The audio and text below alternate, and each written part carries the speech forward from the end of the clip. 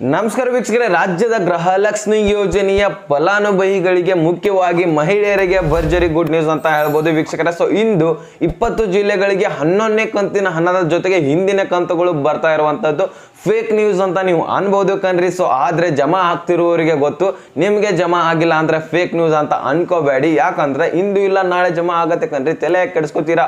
ಸ್ವತಃ ಸಿದ್ದರಾಮಯ್ಯನವರೇ ಹೇಳಿದ್ದಾರೆ 5 ಗ್ಯಾರಂಟಿಗಳನ್ನ ನಾವು ಮುಂದುವರೆಸ್ತೇವೆ, ಯಾರು ಏನೇ ಹೇಳಿದ್ರು ನಾವು ಕೇಳೋದಿಲ್ಲ ಅಂತ ಮಾಹಿತಿಯನ್ನ ಟ್ವಿಟರ್ ನಲ್ಲಿ ಕೊಟ್ಟಿದ್ದಾರೆ. ಸೊ ಅದನ್ನು ಕೂಡ ನಿಮ್ಗೆ ತಿಳಿಸ್ಕೊಟ್ಟಿದ್ದೀನಿ ಈಗ. ಸೊ ತಲೆ ಕೆಡಿಸ್ಕೊತೀರಾ. 15ನೇ ತಾರೀಕಿನೇ ಕೊನೆ ದಿನ, 16ನೇ ತಾರೀಕಿನೇ ಕೊನೆ ದಿನ, ಎಲ್ಲ ಯೋಜನೆಗಳು ಬಂದ್ ಆಗತ್ತೆ, ಅದು ಇದು ಅಂತ ಏನ್ ಫೇಕ್ ನ್ಯೂಸ್ ಕೇಳಿದಿರಾ. ಸೊ ಅದ್ರ ಬಗ್ಗೆ ತಲೆನೇ ಕೆಡಿಸ್ಕೊಳಿಕ್ ಹೋಗ್ಬೇಡಿ. ಬೇಕಾದ್ರೆ ಲೈವ್ ಪ್ರೂಫ್ ಬೇಕಾ ನಿಮ್ಗೆ? ಸೊ ಇಲ್ಲಿ ನೋಡಿ ಈ ಒಂದು ಟ್ವಿಟರ್ ನಲ್ಲಿ ನೀವು ಬೇಕಾದ್ರೆ ಸರ್ಚ್ ಮಾಡಿ ನೋಡಿ. PM ನಮ್ಮ ಒಂದು CM ನ ಒಂದು ಹೆಸರು ಸಿದ್ದರಾಮಯ್ಯ ಅಂತ ಒಂದು ಸರ್ಚ್ ಮಾಡಿ, ಅಥವಾ ಕರ್ನಾಟಕ CM ಅಂತ ಸರ್ಚ್ ಮಾಡಿ. ಸೊ ಅವ್ರದ್ದೊಂದು ಪ್ರೊಫೈಲೇ ಓಪನ್ ಆಗಿಬಿಡತ್ತೆ. ಒಂದು ಪ್ರೊಫೈಲ್ ನಲ್ಲಿ ನೀವು ಚೆಕ್ ಮಾಡ್ಬೋದು. ಕೆಳಗಡೆ ಸ್ಕ್ರೋಲ್ ಮಾಡಿದ ತಕ್ಷಣ 2 ದಿನ ಆಯ್ತು ಪೋಸ್ಟ್ ಮಾಡಿ ಅವರು, ಕೆಳಗಡೆ ಸ್ಕ್ರೋಲ್ ಮಾಡಿ.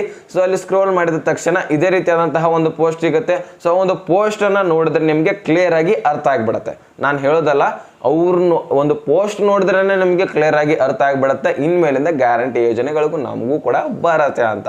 ಸೊ ಹಾಗಾದ್ರೆ 5 ಗ್ಯಾರಂಟಿಗಳನ್ನ ಬಂದ್ ಮಾಡಲ್ಲ ಕಣ್ರಿ. ಶಕ್ತಿ ಯೋಜನೆನೇ ಬಂದ್ ಮಾಡ್ಲಿಕ್ಕೆ ನಿಂತಿದ್ರು, ಅದು ಕೂಡ ಬಂದ್ ಆಗಲ್ಲ. ಅಂದ್ರೆ ಗೃಹಲಕ್ಷ್ಮಿ ಯೋಜನೆಯಿಂದ ಎಷ್ಟೋ ಜನರಿಗೆ ಹೆಲ್ಪ್ ಆಗ್ತಾ ಇದೆ. ಸೊ ಅದನ್ನ ಬಂದ್ ಮಾಡ್ತಾರ, ತಲೆ ಕಟ್ಸ್ಕೋತೀರಾ. ಬಂದ್ ಮಾಡಿದ್ರೆ ಮುಂದಿನ ಎಲೆಕ್ಷನ್ ಇಲ್ಲಿ ಕೂಡ ಹೊಡೆತ ಬೀಳತ್ತೆ, ಮತ್ತೆ ಇಲ್ಲಿ ಯಾರು ಕೂಡ ಓಟ್ ಹಾಕಲ್ಲ ಅಂತ ಅವ್ರಿಗೆ ಗೊತ್ತಿದೆ. ಸೊ ಅದಕ್ಕೆ ಅವರು ಯೋಜನೆಗಳನ್ನ ಬಂದ್ ಮಾಡ್ಲಿಕ್ಕೆ ಸಾಧ್ಯ ಇಲ್ಲ. ಯಾಕಂದ್ರೆ ಮಾತು ಕೊಟ್ಟಿದ್ದಾರೆ, ಅದನ್ನ ಮಾತಂತೆ ನಡಿಲೇಬೇಕು. ಸೊ ನುಡಿದಂತೆ ನಡಿತೇವೆ ಅಂತಾನು ಕೂಡ ಹೇಳಿದ್ದಾರೆ, ಅದಕ್ಕೆ ನಡ್ತಾರೆ. ಈಗ ಈ ಒಂದು ಯೋಜನೆಗಳು ನಿಮಗೆ ಬರ್ತಾ ಇರುತ್ತೆ. ಸೊ ಹಾಗಾದ್ರೆ ಆ ಒಂದು 20 ಜಿಲ್ಲೆಗಳನ್ನ ತಿಳ್ಕೊಳ್ಳೋಣ. ನಿಮ್ಮ ಜಿಲ್ಲೆನೂ ಕೂಡ ಆಗಿರ್ಬೋದು, ನಿಮ್ಮ ಖಾತೆಗೂ ಕೂಡ ಇಂದು ಜಮಾ ಆಗ್ತಾ ಇರ್ಬೋದು ವೀಕ್ಷಕರೇ. ಸೊ ಇಲ್ಲಿ 18ನೇ ತಾರೀಕು PM ಕಿಸಾನ್ ಯೋಜನೆ ಕೂಡ ಬರ್ತಾ ಇದೆ. ಯಾರ್ಯಾರು ರೈತರಾಗಿದ್ದೀರಾ, ರೈತರು ವಿಡಿಯೋ ನೋಡ್ತಾ ಇದ್ದೀರಾ, ಅಥವಾ ರೈತರು ನೋಡ್ತಿಲ್ಲ ಅಂದ್ರೆ ರೈತ ಸ್ನೇಹಿತರಿಗೆ ಶೇರ್ ಮಾಡಿ. ಯಾರಾದ್ರೂ ನಿಮ್ಮ ರೈತರು ಒಂದು ಸ್ನೇಹಿತರಿದ್ರೆ ಅವ್ರಿಗೂ ಕೂಡ ಶೇರ್ ಮಾಡಿ, ಅವ್ರಿಗೂ ಕೂಡ ಹೆಲ್ಪ್ ಆಗಲಿ ವೀಕ್ಷಕರೇ. ಈ ಒಂದು ವಿಡಿಯೋ ಜೂನ್ 18ನೇ ತಾರೀಕಿನೇ, ಇದೇ ತಿಂಗಳು 18ನೇ ತಾರೀಕಿನೇ ಒಂದು ಈ PM ಕಿಸಾನ್ ಯೋಜನೆ ಮಧ್ಯಾಹ್ನ 2 ಗಂಟೆಗೆ ವಾರಣಾಸಿ ಮುಖಾಂತರ ರಿಲೀಸ್ ಆಗ್ತಾ ಇರುವಂತದ್ದು. ವಾರಣಾಸಿದಲ್ಲಿ ಫಂಕ್ಷನ್ ನಡೀತಾ ಇದೆ.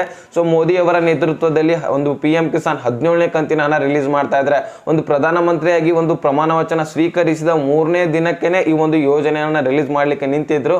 ಸೊ ಇದಕ್ಕೆ ಡೇಟ್ ಕೂಡ ಫಿಕ್ಸ್ ಮಾಡ್ಕೊಂಡು, ಫಂಕ್ಷನ್ ಕೂಡ ಫಿಕ್ಸ್ ಮಾಡ್ಕೊಂಡು ಒಂದು ಬಟನ್ ಒತ್ತಿದ್ರೆ ಸಾಕು, ಎಲ್ಲರ ಖಾತೆಗೆ ಒಂದು 9,30,00,000 ಜನರಿಗೂ ಕೂಡ ಈಗ ರಿಲೀಸ್ ಆಗ್ತಾ ಇರುವಂತದ್ದು ಒಂದು ರೈತ ಒಂದು PM ಕಿಸಾನ್ ಯೋಜನೆ ವೀಕ್ಷಕರೇ. ಸೊ ಆದಷ್ಟು ಎಲ್ಲರ ರೈತರಿಗೆ ಜಮಾ ಆಗ್ತಾ ಇರತ್ತೆ. ಡಾಕ್ಯುಮೆಂಟ್ಸ್ ಕ್ಲಿಯರ್ ಇರಲ್ದವ್ರಿಗೆ ಮಾತ್ರ ಜಮಾ ಆಗ್ತಿರಲ್ಲ ಗೃಹಲಕ್ಷ್ಮಿ ಯೋಜನೆ. ಹಾಗೆ ಅದು ಕೂಡ ಒಂದು ಡಾಕ್ಯುಮೆಂಟ್ಸ್ ಕ್ಲಿಯರ್ ಇದ್ರೆ ಮಾತ್ರ ಜಮಾ ಆಗ್ತಾ ಇರುವಂತದ್ದು. ಡಾಕ್ಯುಮೆಂಟ್ಸ್ ಗಳನ್ನ ಮೊದಲು ಕ್ಲಿಯರ್ ಮಾಡ್ಕೊಂಡ್ಬಿಡಿ, ನಿಮ್ಮ ಒಂದು ಖಾತೆಗೆ ಹಣ ನಿಮ್ಮ ಜಮಾ ಆಗತ್ತೆ, 100% ಆಗತ್ತೆ ವೀಕ್ಷಕರೇ.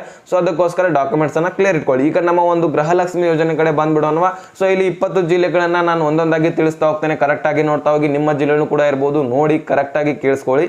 ಇಲ್ಲಿ ನೋಡಿ, ಹಾಸನ, ಗದಗ, ಬಳ್ಳಾರಿ, ಕಲಬುರಗಿ, ವಿಜಯನಗರ, ಧಾರವಾಡ, ಯಾದಗಿರಿ, ಉತ್ತರ ಕನ್ನಡ, ದಕ್ಷಿಣ ಕನ್ನಡ, ದಾವಣಗೆರೆ, ಉಡುಪಿ, ತುಮಕೂರು, ಚಿತ್ರದುರ್ಗ, ಚಿಕ್ಕಮಗಳೂರು, ಶಿವಮೊಗ್ಗ, ರಾಯಚೂರು, ಚಿಕ್ಕಬಳ್ಳಾಪುರ, ಚಾಮರಾಜನಗರ, ಮೈಸೂರು, ವಿಜಯಪುರ. ಸೊ ಇಷ್ಟು ಜಿಲ್ಲೆಗಳಿಗೆ ಅಮೌಂಟು ಬಿಡುಗಡೆ ಆಗ್ತಾ ಇದೆ ಕಣ್ರಿ. ಸೊ ಈ ಒಂದು ಜಿಲ್ಲೆದವರಿಗೆ ಮಾತ್ರ ಬರ್ತಾ ಇದೆ. ಸೊ ಉಳಿದ ಜಿಲ್ಲೆದವರು ಕೂಡ ನಮಗೆ ಬಂದಿಲ್ಲ ಅಂತ ಕುಳಿತುಕೊಳ್ಬೇಡಿ, ಫೇಕ್ ನ್ಯೂಸ್ ಅಂತಾನು ಅನ್ಕೋಬೇಡಿ. ರಿಯಲ್ ಆಗಿರುವಂತಹ ಒರಿಜಿನಲ್ ಮಾಹಿತಿ ವೀಕ್ಷಕರೇ. ಸೊ ಇದಿಷ್ಟು ಜಿಲ್ಲೆಗಳಿಗೆ ಇಂದು ಅಮೌಂಟ್ ರಿಲೀಸ್ ಆಗ್ತಾ ಇರುವಂತದ್ದು. ಸೊ ಅದು ಈ ಜಿಲ್ಲೆದಲ್ಲಿನೇ ಎಲ್ಲರ ಖಾತೆಗೆ ಜಮಾ ಆಗ್ತಾ ಇದೆ ಅಂತ ನಾನು ಹೇಳ್ತಾ ಇಲ್ಲ, ಮತ್ತೆ ಇಲ್ಲಿ ಗೋರ್ಮೆಂಟು ಕೂಡ ಹೇಳ್ತಾ ಇಲ್ಲ.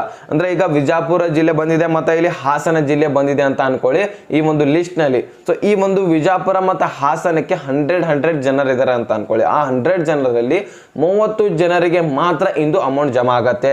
ನೆಕ್ಸ್ಟ್ ಬೇರೆ ಜಿಲ್ಲೆದವರಿಗೆ 30 ಜನರಿಗೆ ಅಮೌಂಟ್ ಜಮಾ ಆಗತ್ತೆ. ಮತ್ತೆ ಬೇರೆ ಜಿಲ್ಲೆದವರಿಗೆ 30 ಜನರಿಗೆ ಅಮೌಂಟ್ ಜಮಾ ಆಗತ್ತೆ. ಮತ್ತೆ ಇವತ್ತು ಎಷ್ಟು ಜಿಲ್ಲೆ ಆಗಿದ್ದಾವೆ, ನಾಳೆ ಬೇರೆ ಜಿಲ್ಲೆಗಳಿರ್ತವೆ. ಸೊ ಆ ಒಂದು ಜಿಲ್ಲೆದಲ್ಲಿ ಮತ್ತೆ 30 ಈ ತರ ಮಾಡ್ತಾರೆ. ಮತ್ತೆ ರಿಪೀಟ್ ಆಗಿ ಈ ಜಿಲ್ಲೆಗಳಿಗೆ ಬರ್ತಾರೆ. ಮತ್ತೆ ಹಾಸನ ಮತ್ತೆ ಯಾವುದು ವಿಜಯಪುರ ಹೇಳಿದ್ನಲ್ಲ, ವಿಜಯಪುರ ಜಿಲ್ಲೆಗೆ ಬರ್ತಾರೆ. ಮತ್ತೆ ಆ ಜಿಲ್ಲೆದಲ್ಲಿ ಮತ್ತೊಂದು 30 ಜನರಿಗೆ ಹಾಕಿದ್ರೆ 60 ಜನರು ಕಂಪ್ಲೀಟ್ ಆಗ್ತಾರೆ. ಮತ್ತೆ ರಿಪೀಟ್ ಆಗಿ ಮತ್ತೆ ಬರ್ತಾರೆ, 9 ಜನರು ಕಂಪ್ಲೀಟ್ ಆಗ್ತಾರೆ. ಟೋಟಲ್ ಆಗಿ ಈ ರೀತಿಯಾಗಿ ಒಂದು ತಿಂಗಳಲ್ಲಿ ಎಲ್ಲರ ಖಾತೆಗೆ ಜಮಾ ಆಗ್ತಾ ಇರುವಂತದ್ದು. ಸೊ 12ನೇ ಕಂತಿನ ಹಣಕ್ಕೂ ಕೂಡ ವೇಟ್ ಮಾಡೋರು ಇದ್ದೀರಾ. 11ನೇ ಕಂತಿನ ಹಣ ಬಂದಿದೆ ಸರ್ ನಮಗೆ, 12ನೇ ಕಂತಿನ ಹಣಕ್ಕೆ ವೇಟ್ ಮಾಡ್ತಾ ಇದೀವಿ ಅಂತಾನು ಕೂಡ ಕಮೆಂಟ್ ಅಲ್ಲಿ ಕೇಳ್ತಾ ಇದ್ರಿ. ಸೊ ಜುಲೈನಲ್ಲಿ ರಿಲೀಸ್ ಆಗ್ತಾ ಇದೆ. ಈ ಒಂದು ಜೂನ್ನಲ್ಲಿ 12ನೇ ಕಂತಿನ ಹಣ ಡೆಫಿನೆಟ್ ಆಗಿ ಒಂದು ರಿಲೀಸ್ ಆಗಲ್ಲ ಅಂತ ಮಾಹಿತಿ ಬಂದಿದೆ. ಜುಲೈನಲ್ಲಿನೇ 12ನೇ ಕಂತಿನ ಹಣ ಜಮಾ ಆಗೋದು, ಅವಾಗೆ ರಿಲೀಸ್ ಆಗೋದು ಕಣ್ರಿ. ಸೊ ಅಲ್ಲಿಯವರೆಗೂ ನೀವು ವೇಟ್ ಮಾಡಬೇಕು 11ನೇ ಕಂತಿನ ಹಣ ಬರೋರು. ಸೊ ಹಿಂದೆ ಯಾವುದೇ ರೀತಿಯಾದಂತಹ ಕಂತುಗಳಿದ್ರೆ ನೀವು ಮತ್ತೊಂದು ಸಾರಿ ಅರ್ಜಿಯನ್ನ ಸಲ್ಲಿಸಬೇಕಂತ ಒಂದು ಲಕ್ಷ್ಮೀ ಹೆಬ್ಬಾಳ್ಕರ್ ಅವರೇ ಮಾಹಿತಿಯನ್ನು ತಿಳಿಸಿರುವಂತದ್ದು. ಸೊ ಏನಾದರೂ ಪೆಂಡಿಂಗ್ ಉಳಿದಿದ್ರೆ ಅಥವಾ 1ನೇ ಕಂತು ಇಟ್ಕೊಂಡು ಯಾವುದೇ ರೀತಿಯ ಕಂತುಗಳು ಬಂದಿಲ್ಲ ಅಂದ್ರೆ ಮತ್ತೊಂದು ಸಾರಿ ಅರ್ಜಿ ಸಲ್ಲಿಸಿ. ಏನಾದರೂ ಪೆಂಡಿಂಗ್ ಯಾವಾಗ ಉಳಿದಿದೆ ಅಂದ್ರೆ ನೀವೇನಾದರೂ ಡಾಕ್ಯುಮೆಂಟ್ಸ್ಗಳನ್ನ ಕರೆಕ್ಷನ್ ಅಂದರೆ ತಿದ್ದುಪಡಿಯನ್ನು ಮಾಡ್ಕೊಂಡಿದ್ದೀರಾ ಅಂತ ಅನ್ಕೊಳ್ಳಿ. ಮಧ್ಯದಲ್ಲಿ ಈಗ ಒಂದು 3-4 ಕಂತುಗಳು ಬಂದಿರ್ತವೆ, ಆವಾಗ ಒಂದು ತಿದ್ದುಪಡಿಯನ್ನು ಮಾಡ್ಕೊಂಡಿರ್ತೀರಿ ನೀವು ಯಾವುದೇ ಒಂದು ಡಾಕ್ಯುಮೆಂಟ್ಸನ್ನು.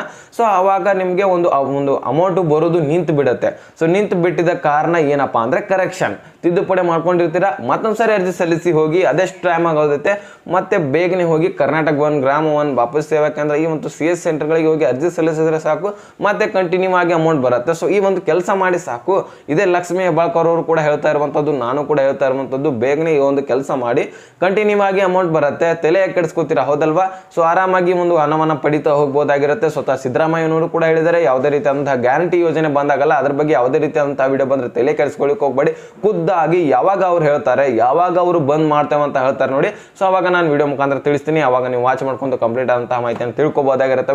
ವೀಕ್ಷಕರೇ, ಇದಿಷ್ಟು ಮಾಹಿತಿ ನಿಮ್ಗೆ ಅರ್ಥ ಆಗಿದೆ ಅಂತ ಅನ್ಕೋತೀನಿ. ಅರ್ಥ ಆದ್ರೆ ಲೈಕ್ ಮಾಡಿ, ನಿಮ್ಮ ಸ್ನೇಹಿತರಿಗೂ ಕೂಡ ಶೇರ್ ಮಾಡಿ, ರೈತ ಸ್ನೇಹಿತರಿಗೂ ಕೂಡ ಶೇರ್ ಮಾಡಿ, ಹಾಗೆ ಸಬ್ಸ್ಕ್ರೈಬ್ ಮಾಡಿ ಅಂತ ಮತ್ತೆ ಮುಂದಿನ ಮಾಹಿತಿ ಸಿಗೋಣ. ಅಲ್ಲಿ ತನಕ ಬಾಯ್ ಬಾಯ್, ಟೇಕ್ ಕೇರ್ ಫ್ರೆಂಡ್ಸ್.